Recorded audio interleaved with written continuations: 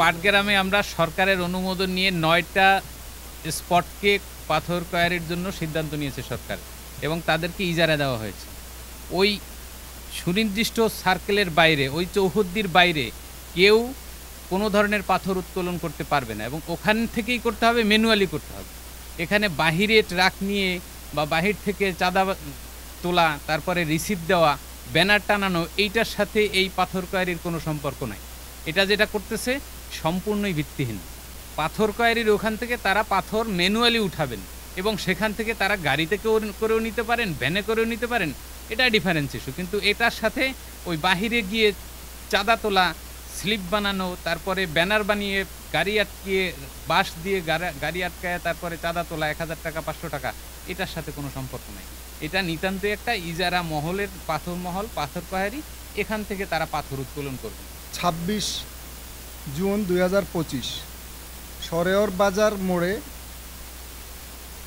গোপন সংবাদ পায় যে দুষ্কৃতিকারীরা কিছু লোকজন চাঁদা আদায় করছিল এবং সংবাদ পেয়ে তখন ইউনূ সাহেব এবং ওসি সাহেব ঘটনাস্থলে গিয়ে ওখানে উপস্থিত সকলকে চাঁদা আদায় সহ যে কোনো ধরনের বেআইনি কাজ থেকে বিরত থাকার জন্য আহ্বান জানান। এরপরে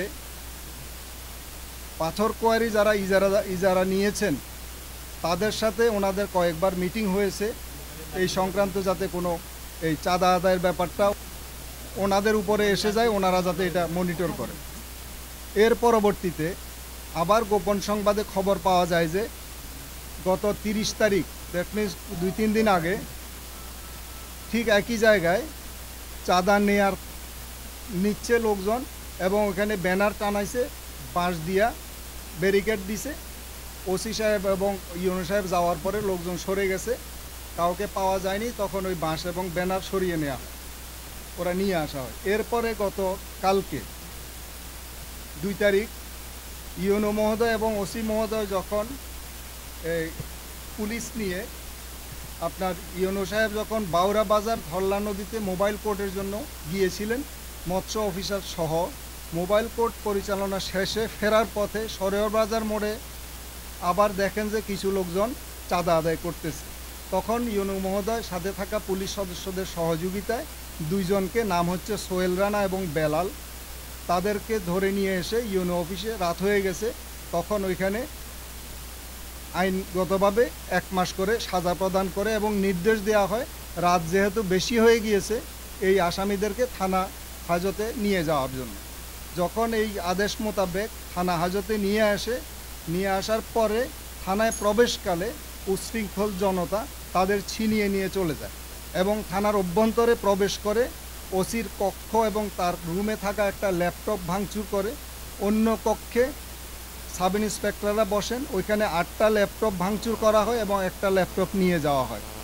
এরপরে থানার এখানে যে গ্লাস আছে, দ্যাট মিনস জানালা আছে, জানালার গ্লাস ভাঙচুর করে এবং পুলিশের একটা পিকআপের সামনের গ্লাস ভাঙচুর করে। বর্তমানে অতিরিক্ত ফোর্স মোতায়েন রয়েছে, বিজিবির টহল বিদ্যমান রয়েছে, বাকি আইনগত বিষয়াদি প্রক্রিয়াধীন আছে।